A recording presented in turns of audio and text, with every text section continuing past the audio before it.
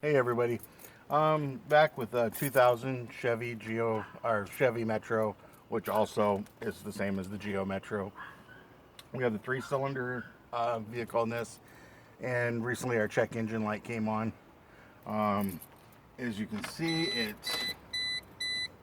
ours is actually a service engine soon light right down here in the corner, um, and it came on. Oh, I don't know, a while ago. Um, I finally went and picked up just a code reader. This is a $20 code reader from Walmart.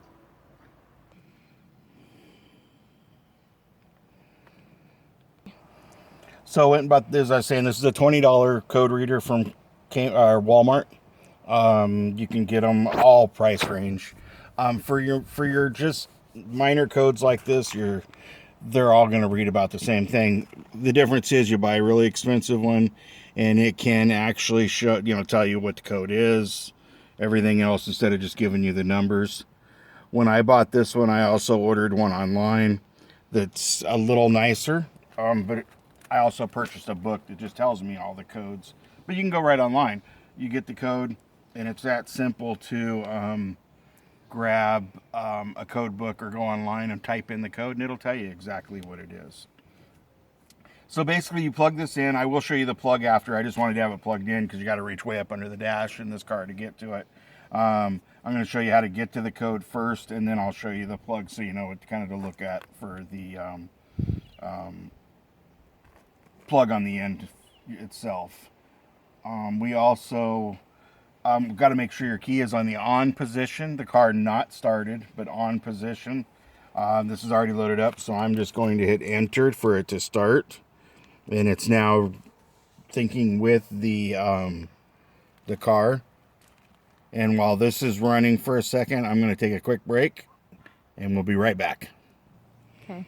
Okay, so we are back, and it has loaded, as you can see. And it says read codes. And so let's see what it says on codes. We're just going to hit enter, reading codes. Now that is off because I've already removed the air inlet canister on top of the motor out there, so it's reading that one. Um, and that is the same thing. It's just because things are disconnected out there that I forgot about before we ran this test.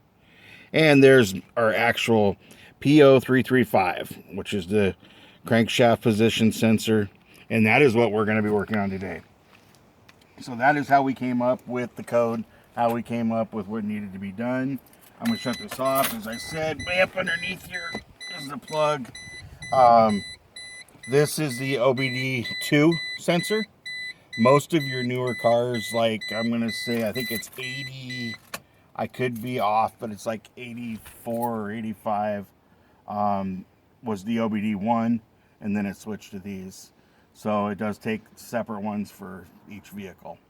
So that kind of tells you a little bit about that, how to find the code. And we will now break away. It's right there.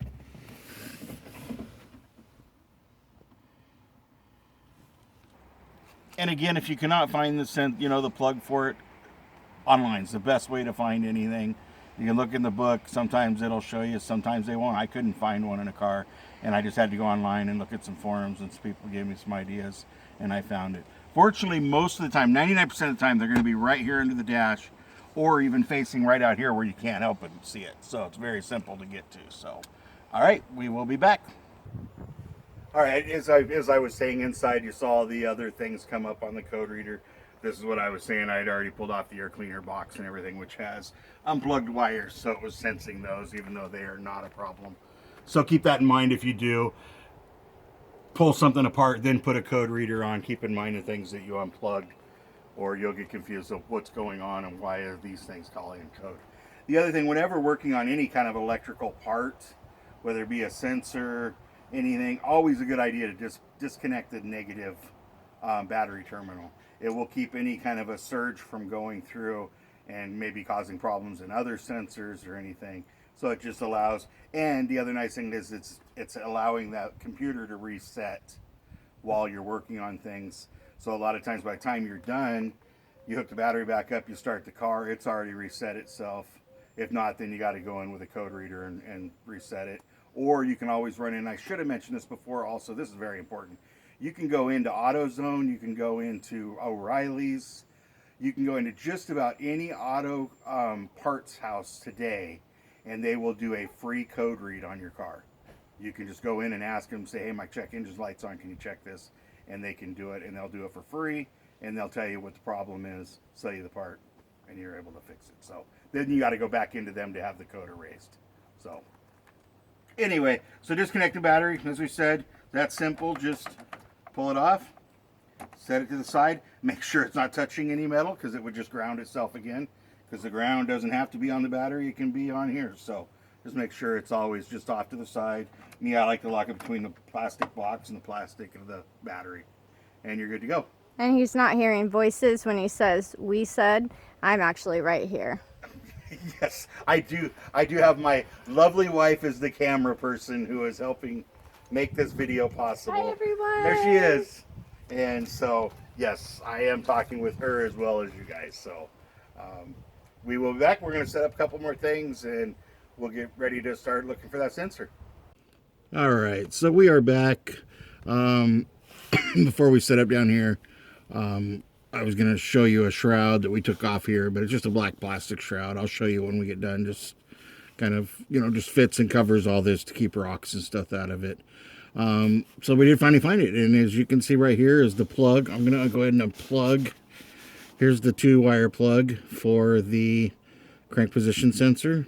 Now, I just kind of guessed that it's going to be a 10 metric, so I'm hoping it is, so I don't have to go find another one, but, and it is. So, this one bolt right here should be what's holding it together. So, we'll get that out, and Tell him where you are on the car, we'll pull this because you can't see. out. And there it is, and there's the old sensor, and I would definitely say, I don't know how well you can see that as well as I can, but it is pretty nasty and disgusting, and I'm guessing it probably was the problem.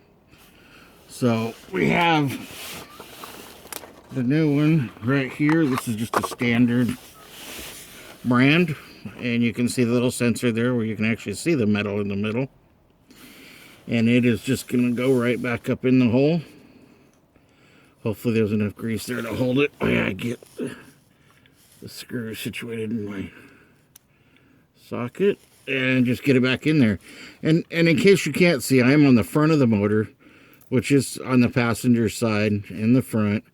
I'm laying under the front bumper, which is where the shroud is, right in between the front of the motor and the tire, the front passenger tire.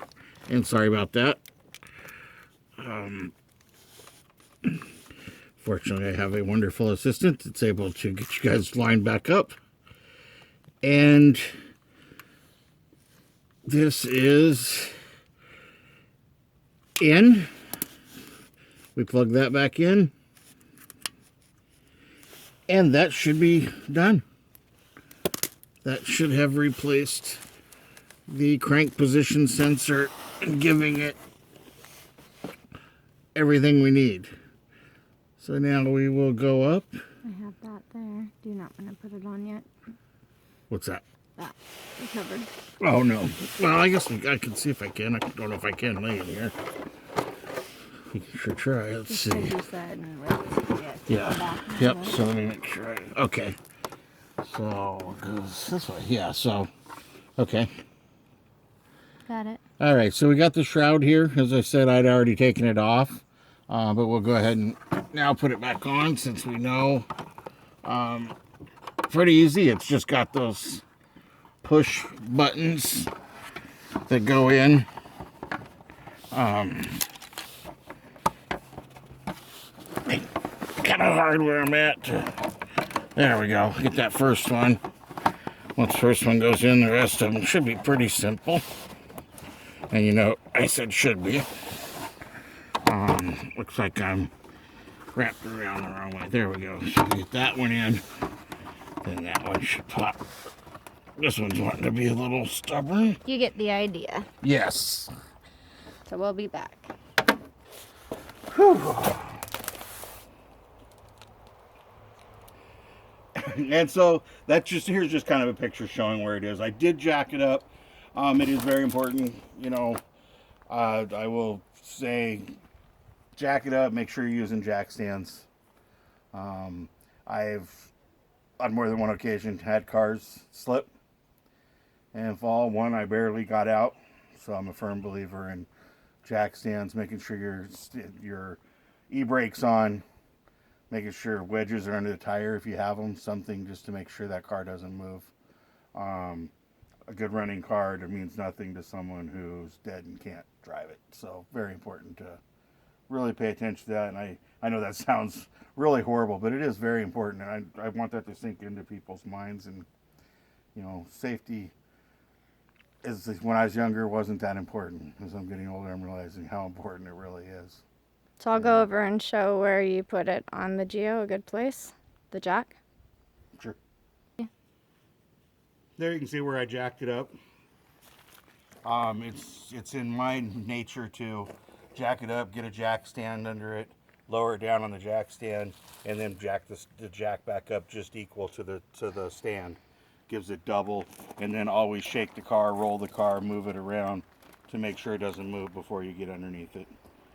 And if you do that, you should stay safe.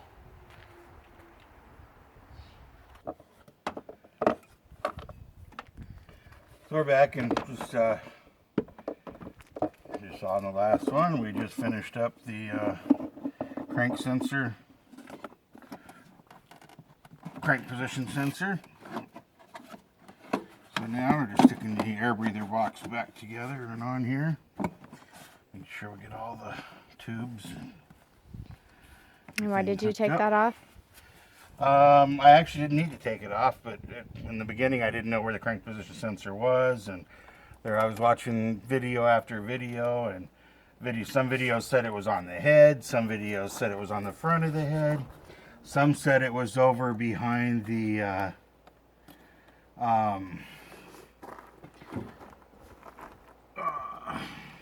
where was it? Oh, it was on top of the head behind the timing chain cover. I mean, they had us running every direction looking for it. And then finally we found it on the bottom, right? Directly on the bottom, as you saw in the video where we did finally find it. So this was all kind of a waste. It all attached in 1997. It was a GEO Metro video that I had found right before he went underneath, and so we were finding it at the same time where it was positioned on, or could be around, a 2000 Chevy GEO Metro. Yes.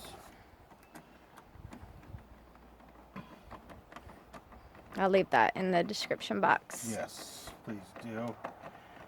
And somebody else that I talked to had told me it was on the bottom.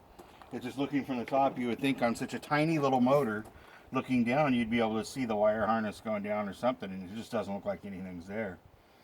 And so it wasn't until I finally jacked it up and stuck my head under there, and then as soon as I did, the minute I did, there it was.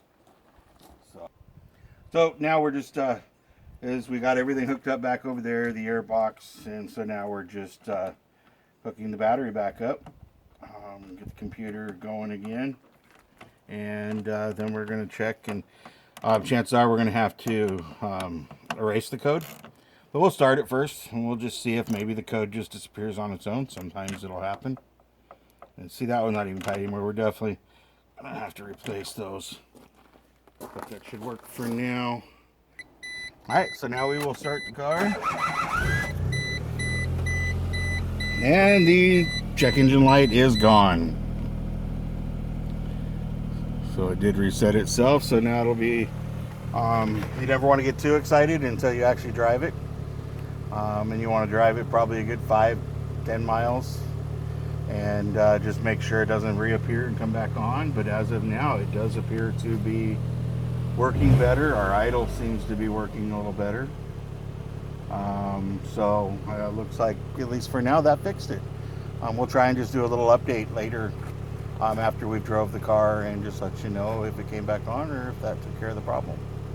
We thank you for watching, and we hope if you like the video that you do come back and see what else we can offer. We're going to have all kinds of just different videos to share with you. So we do enjoy coming to you and helping you with your problems.